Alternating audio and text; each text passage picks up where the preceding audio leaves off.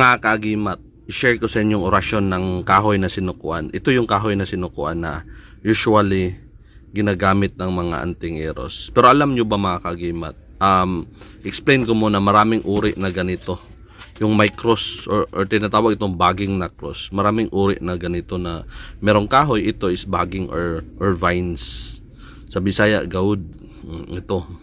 Merong cross nito. Meron ding mga kahoy na ganito. Yung cross, yung kita mo sa gitna. Itong isa is malaki. Malaki na ori. Ito maliit. Malaki na bagging. Kita mo yung cross. Merong cross to. Dito. Hindi masyadong maklaro. Okay. Ito na. Hindi pa si napolish to. Pag i-ano to ng sandpaper, makikita mo yung cross dito. Tapos may mga rays. Ganyan. So ito yung maliit. Okay. Merong kahoy na ganitong uri. Cross din. Sinukuan tawag. Pero alam nyo ba mga kagimat, baging na cross to, ang tunay na sinukuan mga kagimat ay yung lahat ng uri ng kahoy sa gitna ng kagubatan ay yumuyuko sa kanya. For example, ito yung kahoy. Ito yung kahoy mga kagimat. Yumuyuko yung mga halaman or ibang mga puno sa kanya. Yung walang yumuyuko sa dito na part sa kabila, kundi lahat dyan sa kanya. Once nakuha mo yung part niya, sanga, ugat, or kahit na ano, nakuha mong tunay na sinukuan, kung saan ka pupunta, or iganyan mo sa mga halaman, yuyuko yung mga halaman, at saka suko yung tao. Yun ang tunay na sinukuan. Pero ito, tinatawag na sinukuan, pero bagging na cross to. Bagging na cross. Okay, yun ang original na sinukuan, yung yuyuko talaga yung mga halaman na iba.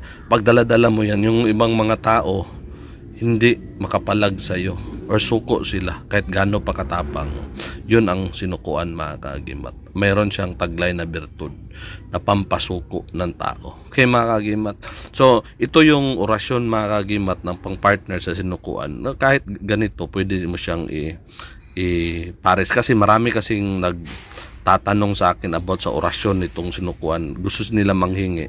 Gusto nila kumuha ng tunay yung gamit pang susi sa mga sinukuan na kahoy. So gusto nilang magamit ang orasyon na to para depensa sa sarili sa masamang tao. So i-share ko dito mga kagimat. Hindi kasi ako nag-tutor personal.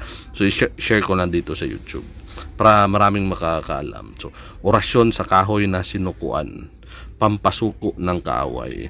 So ito yung usalin mo palagi o meron ka ng kaaway na papalipit sa iyo or ikaw papunta sa lugar na maraming masamang tao para hindi sila makapalag o makaimik sa iyo. Ito usalin mo na orasyon. Dala-dalang mga ganitong uri na kahoy. Itong bagging na cross. Or yung original talaga na sinukuan. Mas malakas yun. Mas malakas ang bisa. Tapos parisan mo nito. Dodoble ang lakas mga kaagimat. Ito yung orasyon. Sukuan lisomea, taluble, dipata, lamtam, satinam, kuriam, suku hum. Susi niya mitam, Federictum Maria Jesus hum. Again mga kagimat, sukuan lisomea, taluble, dipata, lamtam, satinam, kuriam, suku hum, mitam, Federictum Maria Jesus hum. 3 times ko mahagimat kasi marami kasing mga viewers natin nagtatanong sila na kung ano ang tunay na pag-explain. Sukuan lisomea, taluble, dipata, lamtam, satinam, kuriam, suku hum, mitam, Federictum Maria Jesus hum. Tapos kung pangkagipitan na mahagimat, pwede mo lang usalin yung susi na lang, yung mitam, Federictum Maria Jesus hum, mitam, Federictum Maria Jesus hum, mitam, Federictum Maria Jesus hum. Kung pangkagipitan na, ang susi na lang yung gagamitin, huwag natin sa taas. Okay mga kagimat. So ito yung usalin mo palagi mga kagimat, 3 times mga kagimat. para or papalipit ng kalaban sa iyo, hindi na sila makapalag.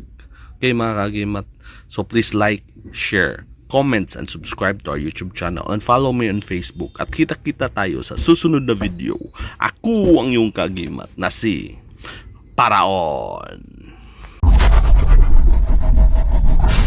Marami pong salamat sa inyong panunood.